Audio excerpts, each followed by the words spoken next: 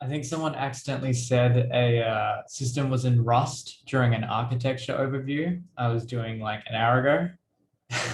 And I felt like I jumped straight out of my skin during that. I was like, wait, we have a system in Rust? What? But no, they meant to say Ruby. Their mind was just overlapping with Rust because it was so just at the forefront of that, neocortex.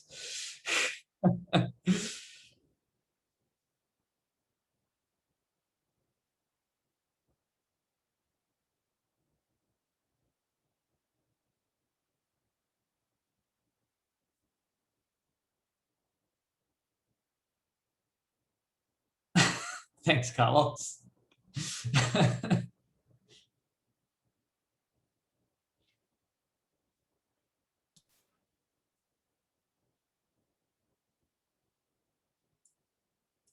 Yeah, there was plenty of drama in that future of Scala. But wow, I don't know, drama's a bit inflammatory. Discussion. Matt, this has been recorded, by the way, just in case you forgot. It's all right. I always cut off like the first couple of minutes. Wow. I'll make sure I definitely cut it off this time. All right. The email goes to me. So I have the final say on what is and what isn't said. The censorship. Is it questionable? Yes. It'd be fun if you modified everyone's questions by splicing them together to make them sound different.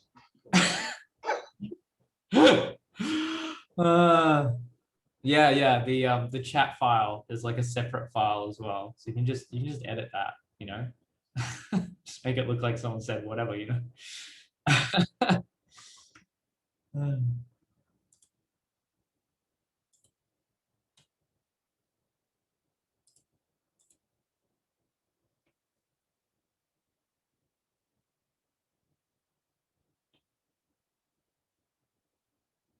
Rust has been pretty saucy lately. I think we had a talk on it just last week. So I was definitely always in the camp of oh, that's too low level. But then I saw a lot of conversation there and I was like, oh, is it too low level? Like I've never really touched it that much. I just assumed it was like C or something.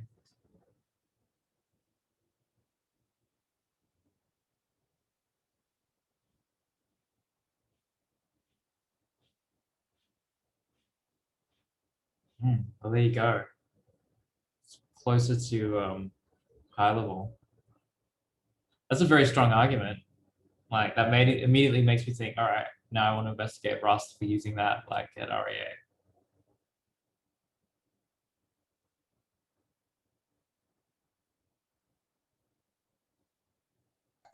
Or does this I can't seem to get past angle brackets for generics. Like this is what turns me off Kotlin and Rust. There's too many angle brackets. Square brackets seem a bit nicer. No brackets seem even better. But once you get past that, I think it's pretty nice. angle brackets for generics? You know, like you have Yeah, a like list of the greater than less than you mean. yeah, yeah. Right? And so you have like 2 or 3 levels of that. This becomes torture. Interesting. Huh. Yeah, it just keeps making me think of Java. Just like sends me into a loop hearing that. Good old Java. Oh, Quote, reliable. unquote. That's right. No, a runtime error is reliable. Reliable in that you'll get them. All right, I'm going to stop myself. I think we've sort of got. Oh, I love square brackets for. Nah, okay, let's not argue which brackets we're going to use. Once again, stopping myself. It's been about 5 minutes in, so I may as well get started on talking about property-based testing. Cool. So what does this talk about? Well, it's about a Python library called Hypothesis. I put the little inflammatory tests are boring up there as well. Sort of saying like often that little stick man is me. I don't really like tests. I found them boring. I would skip them when I could, and then get told off for that.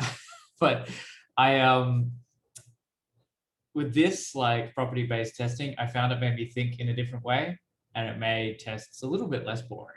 But I'm also going to try and justify it in the sense of it doesn't bore you. I'm going to try and justify it in the sense of there's a real reason to use this. All right, so let me get to talking a little bit more about what is property-based testing without accidentally revealing the rest of the talk there.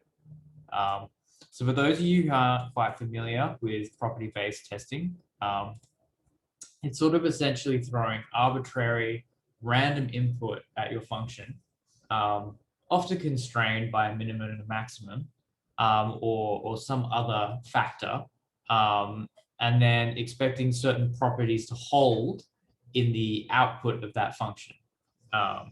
So I did a very, very simple example there. So, for z equals the sum of xy, we expect that z is always equal to xy. And that's the property that we expect to hold. But we also have constraints on the inputs, assuming that x and y are sort of natural numbers. A lot of talks get really deep into the math of these kinds of things. So I've tried to avoid some of the math. Sorry to interrupt, but when you say z equals some xy, you could also say it's the same as z equals some yx, because you expect that to be true. And that's kind of a property. You don't care about the order of the inputs. They should always add up to the same thing. Yeah, yeah. Well, I guess like a addition is communicative. Yeah, like all the mathematical stuff has a bunch of properties you can just plug in. But for the real world stuff, it's a little bit more creative, I think. Yeah, it does end up being a little different to what the math is, because the math always implies that plus is communicative. I can't say it properly. Communicative, but we might not necessarily be making it thus so in our testing here. So this is terribly formatted. Just excuse that. I didn't have much time to prepare this. It's a typical FP Guild talk, but I got some more chicken nuggets to talk about right here. So, but before we get to that exciting part about chicken nuggets, we've got why do we use property-based testing? And the reason why I'm sort of talking about this weird mathematical concept in the context of doing Python and doing coding is because I see it as going to like the core of what FP is about. So in my opinion, the core of what FP is about making it our functions total. right? So we have functions that always produce a proper result and don't suddenly have a runtime exception in the middle of it. So let's move on from some of the math stuff, talking about functions and that. And now I can finally talk about these chickens. So we've got a chicken nugget machine. So this takes chickens and produces chicken nuggets. And it's working great. It's working fine. I wrote it in an imperative language. I didn't really think any more about it. I just said, all right, all you have to do is deal with chickens and make nuggets. But what if the chicken has a knife? If the chicken has a knife, it can manage to destroy this machine and cause an error. So we didn't really see that coming. We didn't really anticipate that the chicken would have a knife. Most people don't really anticipate those kinds of things. So this is sort of the feeling of why we're looking to create total functions. So this is what it feels like to create functions in imperative languages. Our functions are often partial. It means we have a partial coverage of all the possible inputs. In this case, we can cover chickens, but not chickens with knives. So a total function would be able to handle all possible chickens, right? So in Scala, when we make our chicken machine, we kind of just we get this message coming down from God, and it says, look, he tells us all the possible chickens that could ever exist. He says you've got chickens with knives, and chickens with guns. And because of that, our machine is completely prepared. It knows exactly what kind of chickens it's going to be up against. Even if no matter how many you throw at it, they all end up becoming nuggets at the end. There's no machine blowing up step. So even with your big army of chickens, it all goes in and still chicken nuggets at the end. I'm just talking about types here. Many of us are already very familiar with how this works in Scala.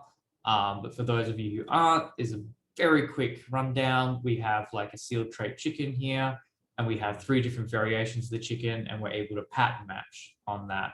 And then by pattern matching, our machine can deal with each chicken appropriately, make the plain chicken straight into a nugget, disarm the knife chickens and make them straight into a nugget, or duel the gun chickens and make them into a nugget. Now, in Python, there is no God who can come down and tell us exactly what kind of chickens they're going to face. So there's no types, right? I mean, you can do a lot of things to try and introduce types into Python, but it is always sort of bending the arm of Python there. So instead, we have to use science. So that is where we introduce hypothesis in. Hypothesis generates an army of robot chickens for us to test on. So hypothesis goes in and sort of says, all right, let's create all possible variations of chickens. I'm just going to keep making more and more chickens. So you get this huge army of chickens, and some of them have been created with knives and some of them with guns, and most of them are just plain chickens. And then you're able to apply that to your function to see where and when it fails by, attacking it with this robot army of chickens. And it's okay with the robot chickens, because if they break your machine and get free, you can just turn them off. It's not a runtime exception. You're just testing it, and then you can go, oh, I'll figure out how to fix this. Of course, in the previous case, if we have been throwing an army of chickens at it and we get a runtime exception, that's a real chicken. It gets free. It has a gun. Who knows what could happen?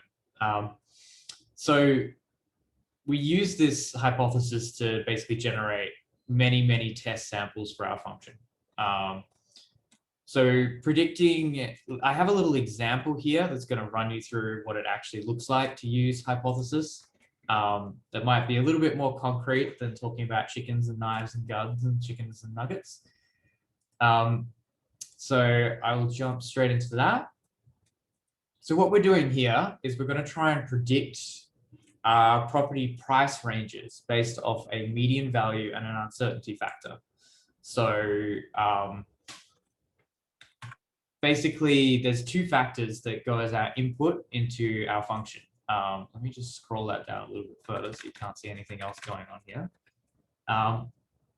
I have one factor called uncertainty, and I have another factor called value. So uncertainty being like a coefficient that says how uncertain we are about a property price, and the value here being the actual property price we've sort of predicted.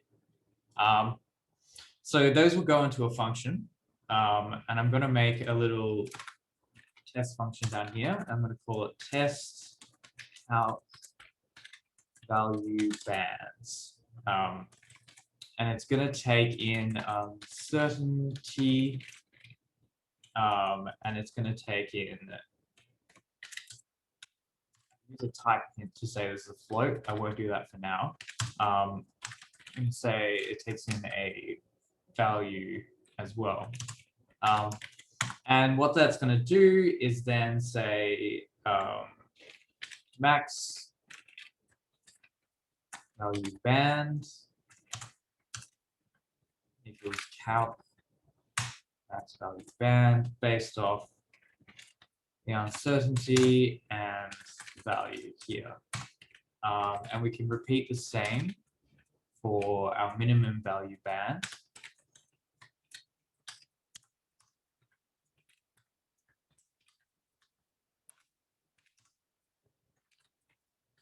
So these are two, what we're essentially trying to create here is a range around this value. So to illustrate this a little bit more clearly, you might say 500,000 is my minimum range here. I reckon the property is actually worth 650,000. And then I'll say it's like maximum that it'll end up as is like $800,000. It's a way of sort of, there's like the minimum I think it'll end up as, it's probably what it'll be, and that's the maximum. And we can put into, now that we've kind of got all of our framework set up, we can start actually applying some hypothesis stuff here. So in order to do hypothesis, you use @given. Apply that on the top there. And then you say uncertainty, and you'll need to say value. And then we'll need to define what these actually are, because at the moment it just knows it's some variable that goes into our function. So we'll need a strategy. So I can start writing a strategy for this as well up here. So I'm going to call this the uncertainty strategy. So strategies dot floats. I'm going to say the minimum value of my coefficient might be 0.05. The maximum value of my coefficient might be 0.5. And then I'll say for the value strategy,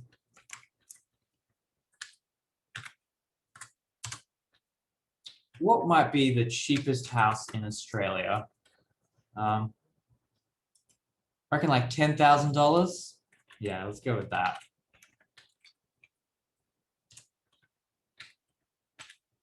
So I'll say 10,000 for that. And then what might be the most expensive house in Australia? $50 million. Maybe that'll do it. Is that enough zeros? Yes. Okay. No, we need one extra, I think. 3. No, that's fine. Okay, good enough. So we've got our value strategy and an uncertainty strategy. So you ask hypothesis for strategies, and then you'll just say, okay, give me the type of floats, and then I define a minimum value and a maximum value here. And now I can define under this @given, I can say, I want you to apply my uncertainty strategy here. And under value, I want you to apply my value strategy here. And now it's going to apply both of these strategies to this definition here to say, well, this is the inputs for it. But of course, it's great that we've all set up our inputs. We'll need to actually test some properties hold as a matter of property-based testing. So let's have a look at some things we can assert. We might want to start off very, very simple. So for a given, given that the values that we're giving are positive, if you give it a $10,000 estimate for a property, you don't expect the minimum value band to ever go below 0. So we can start with a very simple one like that, and then start working our way up from there. So I might say, okay, minimum value band will never be below 0. And then I can keep saying, like, that's probably easy to apply to the maximum value band as well. So I can apply and say, well, that's never going to be 0 either. And then you might want to start thinking some more things. Well, okay, I don't expect that the max value band is ever going to be, I expect that will always be greater than the minimum value band. It doesn't make sense to have a minimum value band be greater than a maximum value band. So it's another property that I expect to hold coming out of this. And then you can keep getting more complicated with it. So then you can say, okay, so for any maximum value band, I also expect that we've got, it's going to be probably less than twice the value. I know that my little predictor never ever says that it's going to be, you know, it says I estimate 650,000, and then this one's going to be $1,310. Like that will never happen, and that should never happen. So I keep defining more rules around it like that.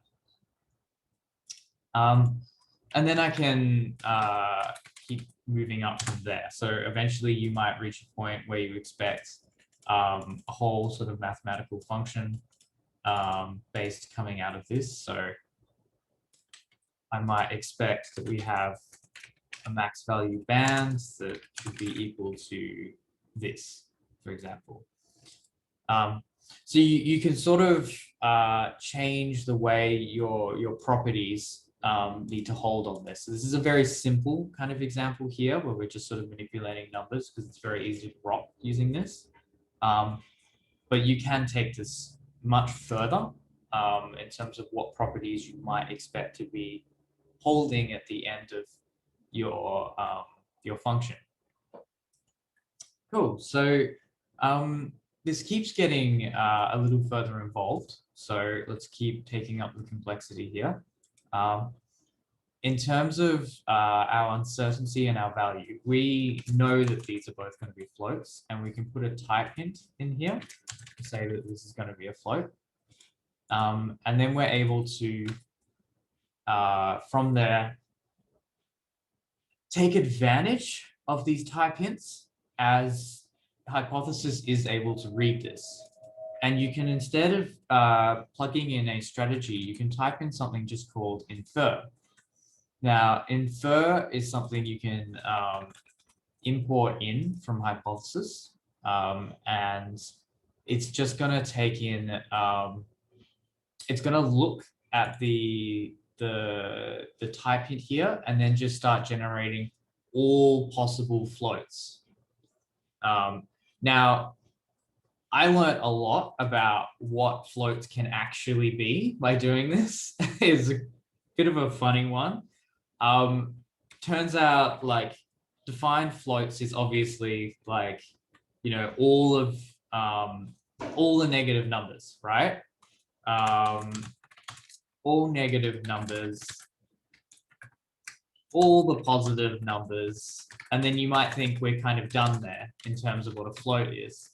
Well, you also need to start thinking about negative infinity, and then you also need to start thinking about positive infinity, and then you also need to start thinking about not a number. And there's all these different types of what a float can actually be that you're suddenly starting to think about. And when I was doing this myself in a production code base for the first time, I decided to use infer because I thought, all right, let's use infer. That's great. It'll just tell stuff from my type hints. I don't have to think about putting up these strategies like some dork. Like, I'll just use this. Easy. And then I immediately discovered suddenly there's all these like negative infinity, positive infinity, not a number type things that sort of roll out of this. And that's where things started to get interesting. And suddenly I realized, okay, I guess I am a dork. I do have to put in these like constraints on my input. And that was when I started to realize the functions that I have been writing in the production code base did not have these constraints on the input. And in fact, if you had sent values outside of these constraints, it would attempt to calculate it and result in a runtime error. So I went back and thought, okay, that's not great. We don't want these runtime errors to be occurring.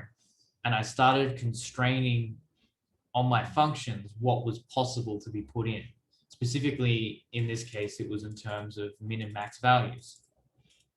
And then because I could constrain it, I could build out a path that would handle what happened when we had something outside of those constraints and handle it in a graceful way as opposed to a non-graceful way.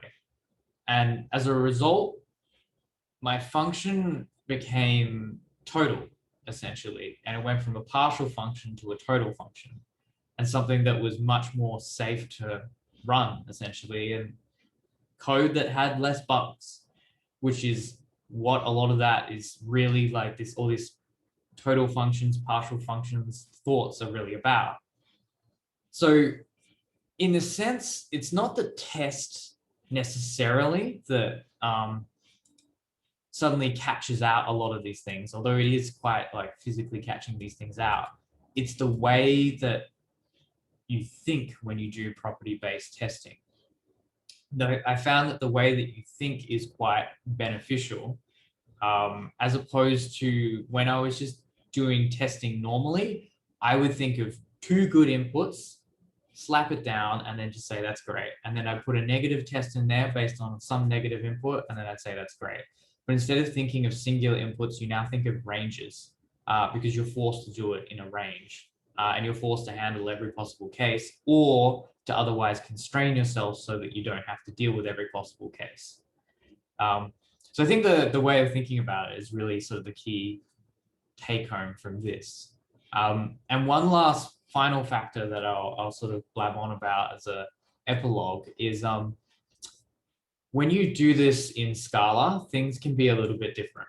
I know quite a few people here have tried property-based testing in Scala, and because Scala relies on quite a few implicits and other types to do this. Now, I'm saying this as someone who hasn't done property-based testing in Scala, so correct me if I'm saying something wrong, but because it relies on a strongly typed system and it relies on a lot of implicits to make everything work, it can end up getting quite complicated and frustrating to deal with at times. Or so I have heard from other people. I'm open to conversation about what it's like in Scala right now. But yeah, I figured that was worth mentioning, and that doing it in this dynamic language here, I found it incredibly easy. This is very light on syntax. It's simply an annotation plus a definition for your strategy. And then you're good to go really from there. Yeah, so discussion time. So in Scala, I don't think it's that hard. Like it's actually easier, I think, because like you have strong types, and as long as you have a unique type for some kind of a construct that you have, you can generate random values for that. You can use implicits or you can not use implicits. You can use things called generators from functions, or you can use arbitraries which need implicits. You can choose your own adventure. But if you're going to use implicits, you need to have a unique type. So like if you're going to do some kind of range testing, you could have like, you know, if the range was like, say, half of the band, you could have a unique type that wrapped doubles or floats of that type. And then you could use that to generate your random values, but it's kind of tied to types. So in a sense, I think that's, I don't know, for me, I find that a lot easier because you're like, I know what I'm talking about. It's not a string. It's not something that could be a number. It's a very specific thing, and it has very specific kind of ranges. And it kind of gives you, does this have shrinking as well? I presume it probably does. Yes. So this applies shrinking immediately after you've gotten something incorrect. It'll apply a shrinking strategy to it to try and narrow down the possible range of failing values.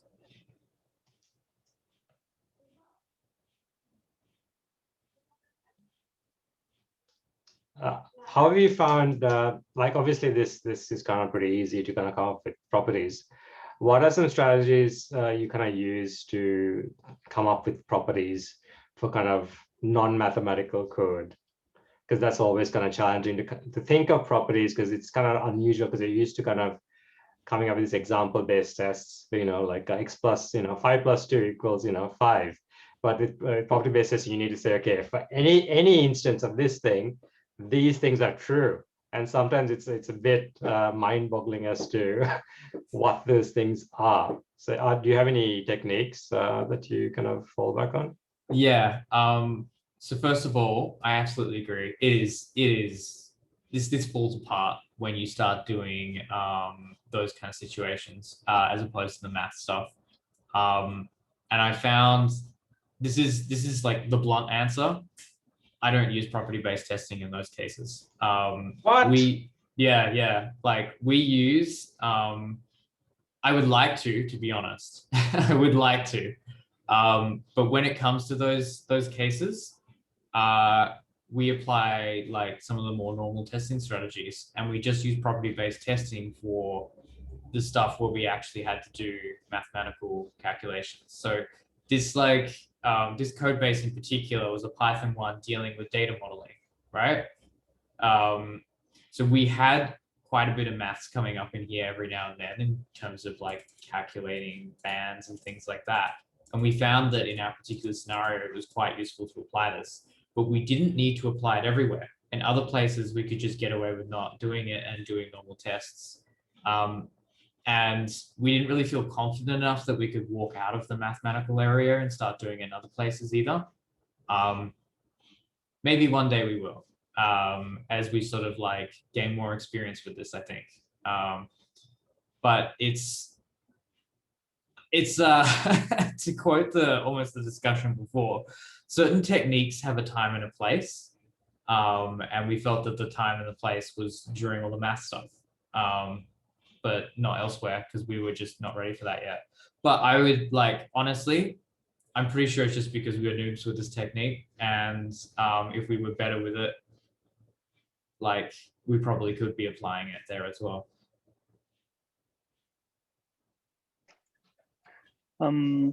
Is it performance?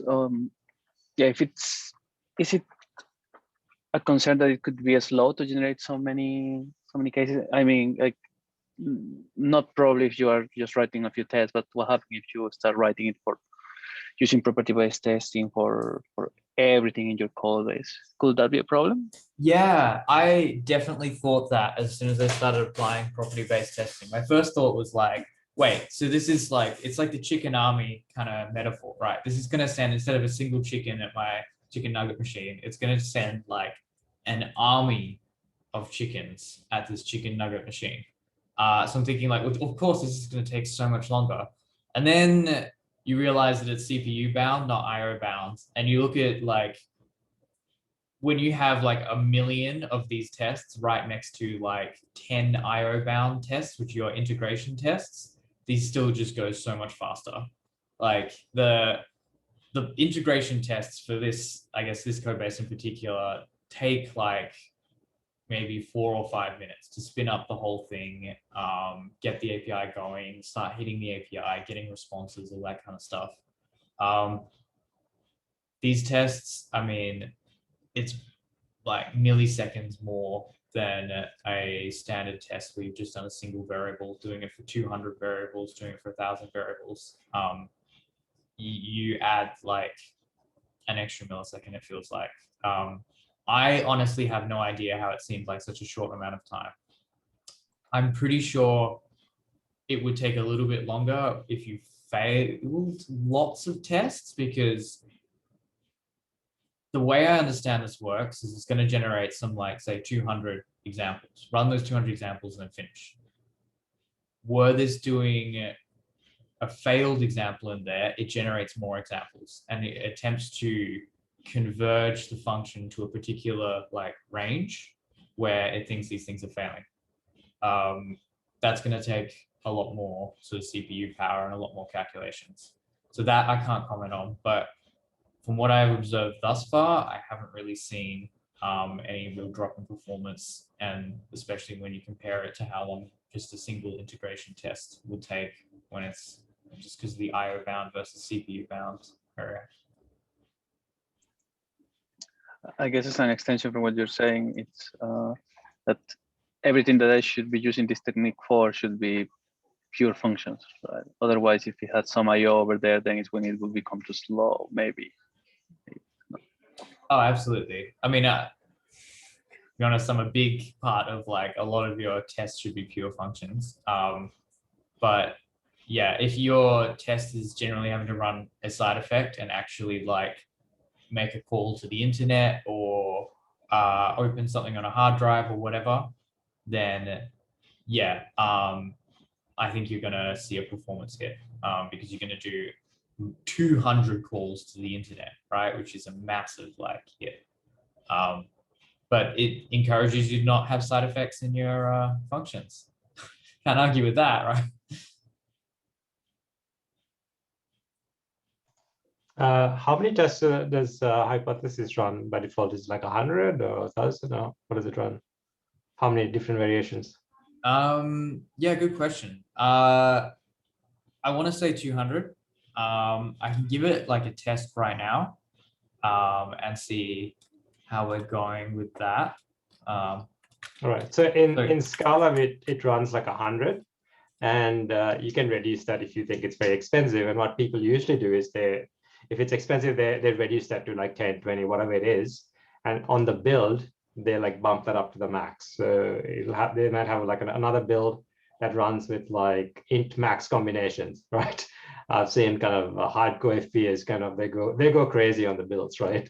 And the builds take ages, but they'll tell you whether things work or not. But the problem with property-based testing is that just because your test passed doesn't mean that you don't have bugs. It just says, I haven't been able to prove that you have a bug after int max iterations. And because the testing is random, that doesn't mean it's caught all the bugs, right?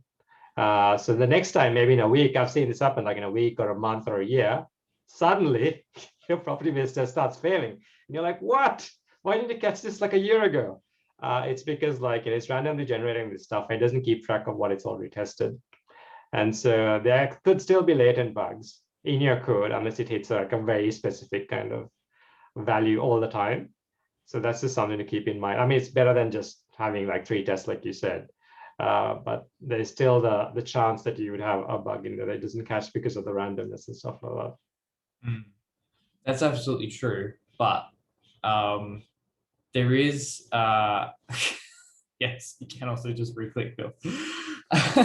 But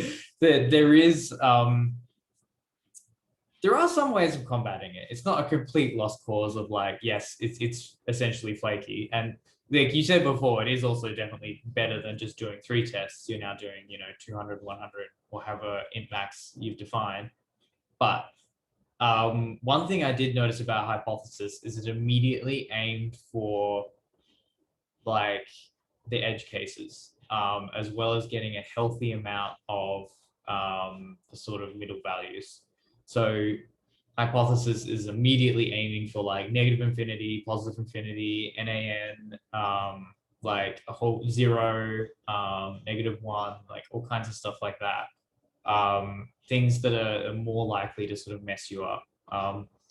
And if you then change it from, instead of saying all possible floats or whatever, and you try to change it to like these kind of strategies here, it's going to start aiming for stuff like very, very close to, but not exactly the minimum value. And it's going to aim for like, you know, the absolute middle between min and max value and a bunch of things like that. So it's not perfect, but it does have a level of thought put into that, so that it isn't flaky in that sense. Now, I will say we didn't see anything come up flaky after like lots and lots and lots and lots of builds thus far. So it seems to be sort of experience tested, but I can't say that there's going to be one day. I can't guarantee that there will never be a day where it will suddenly fail. Yeah, and I think definitely the lower your int max has to be, the more likely that is going to occur. But once again, just totally depends on the test and like if it's an IO bound one or whatever you have to do for that, I guess. Yeah. Okay. Hopefully that kind of like presents some level of justification of like why it tries to avoid that, even though it's not perfect.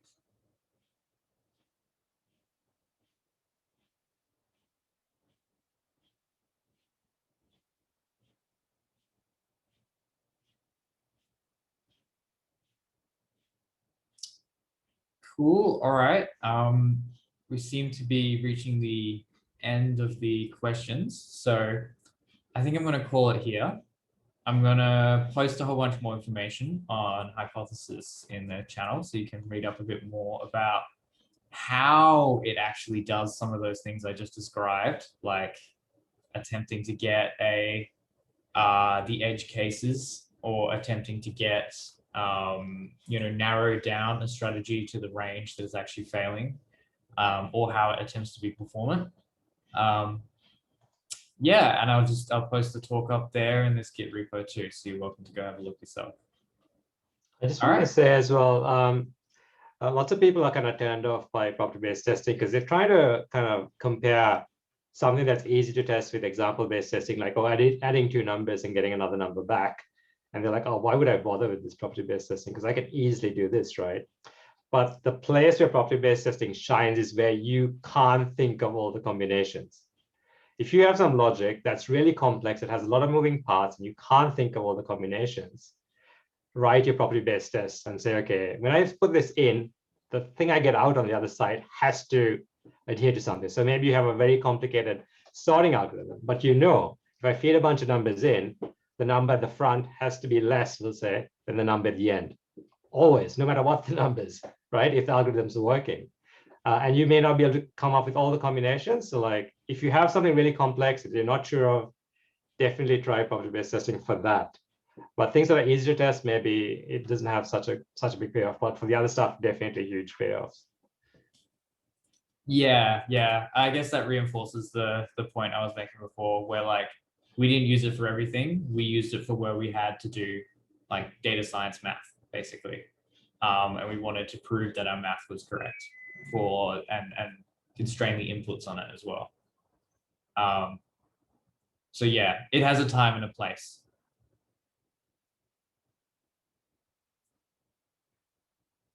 All right, cool. Thanks everyone for coming. I'm going to call it here. See you on the flip side. Thanks, Mitchell. Thanks, Mitch. Thanks, Mitch.